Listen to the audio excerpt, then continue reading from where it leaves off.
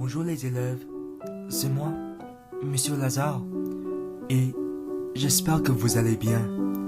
Cependant, je me suis rendu compte que, depuis mon embauche, je n'avais jamais l'opportunité de partager avec vous mon histoire.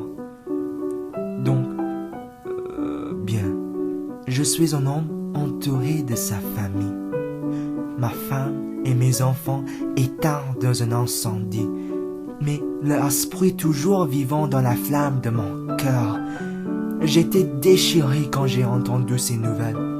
Je passais la partie de mon temps au parc en Algérie, se reposant sur une bombe, contemplant la vie.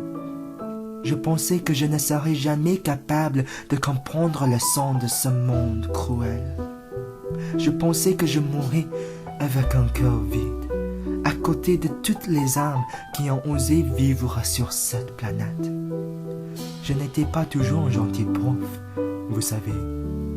Depuis la mort de ma famille, je vais à la recherche d'un esprit de jeunesse, un rappel que le monde était encore innocent, un rappel que j'ai trouvé dedans les murs de ce portable.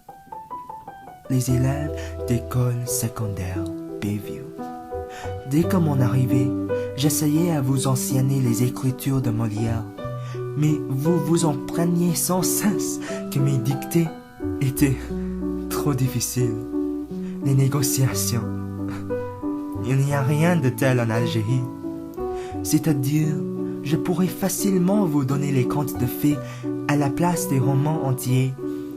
Pourtant, la vie, elle ne ressemble pas les fantasmes. Mes élèves, vous appartenez à la 11e année. Je l'avais accepté. J'avais accepté aussi qu'on vit dans un monde où des cœurs sont volés, puis abandonnés, où le changement est sans précédent, malgré constant. Un monde où des vies entières sont confisquées par la bête méchante qui s'appelle la réalité. De cette façon, la vie n'est point attrayante. Parfois, à la vie de Martine, cette idée était particulièrement réaliste.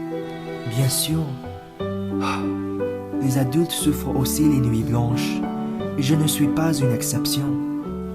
Mais, bien que mon pays m'ait négligé, votre thérapeute m'ait exclu de ma propre classe, et bien que maintenant cette école doive me laisser aller, vous, mes élèves, m'avez accueilli. Oui, la vie n'est pas nécessairement attrayante, mais la vie, ça vaut encore la peine. C'est pourquoi je continuais à vous partager mes histoires comiques à Scarborough, vous montrer les films touchants avec les papillons. Et sans aucun doute, je vais continuer à prier pour vous. Puisque Martine, même si elle a fait quelques erreurs au passé, elle vous aime davantage que toute possession matérialiste dont on pourrait rêver.